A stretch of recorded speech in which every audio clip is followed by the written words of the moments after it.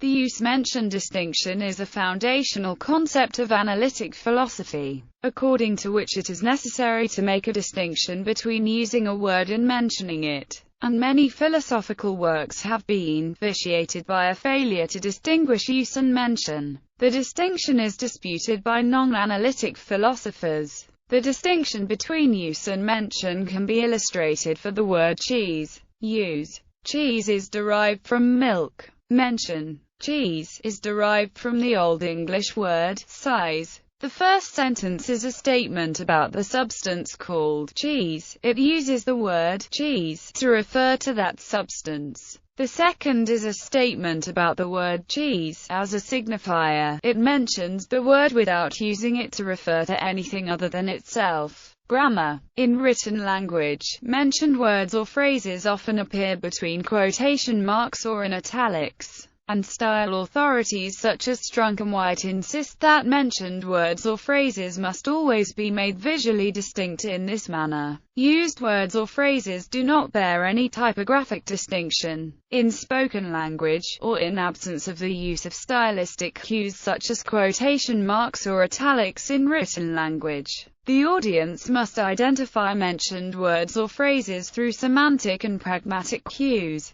If quotation marks are used, it is sometimes the practice to distinguish between the quotation marks used for speech and those used for mentioned words, with double quotes in one place and single in the other. When Larry said, "that has 3 letters," he was referring to the word bee. With reference to bumbershoot, Peter explained that the term refers to an umbrella. Many authorities recommend against such a distinction, and prefer one style of quotation mark to be used for both purposes, which is a much more common practice. In philosophy, the general phenomenon of a terms having different references in different contexts was called supposition by medieval logicians. It describes how one has to substitute a term in a sentence based on its meaning, that is, based on the term's referent. In general, a term can be used in several ways. For nouns, they're properly with a concrete and real referent.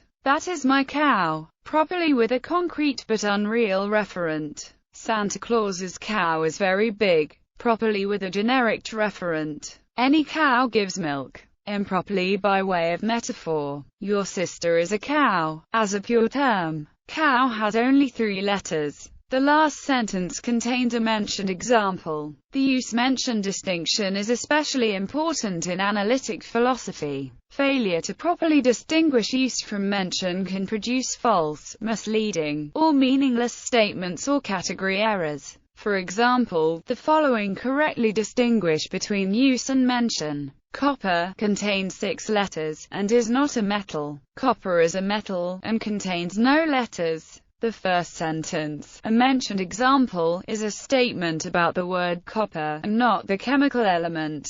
Notably, the word is composed of 6 letters, but not any kind of metal or other tangible thing. The second sentence, a use example, is a statement about the chemical element copper and not the word itself. Notably, the element is composed of 29 electrons and protons and 35 neutrons, but not in any letters. Stanislaw Lesniewski was perhaps the first to make widespread use of this distinction and the fallacy that arises from overlooking it, seeing it all around in analytic philosophy of the time, for example in Russell and Whitehead's Principia Mathematica. At the logical level, a use-mention mistake occurs when 2 heterogeneous levels of meaning or context are confused inadvertently. Donald Davidson told that in his student years, quotation was usually introduced as a somewhat shady device, and the introduction was accompanied by a stern sermon on the sin of confusing the use and mention of expressions. He presented a class of sentences like, Quine said that, quotation has a certain anomalous feature, which both use the meaning of the quoted words to complete the sentence, and mention them as they are attributed to W. V. Quine, to argue against his teacher's hard distinction. His claim was that quotations could not be analyzed as simple expressions that mention their content by means of naming it or describing its parts. as sentences like the above would lose their exact, twofold meaning. Self-referential statements mention themselves or their components, often producing logical paradoxes, such as Quine's paradox. A mathematical analogy of self-referential statements lies at the core of Gödel's incompleteness theorem. There are many examples of self-reference and use-mention distinction in the works of Douglas Hofstadter, who makes the distinction thus: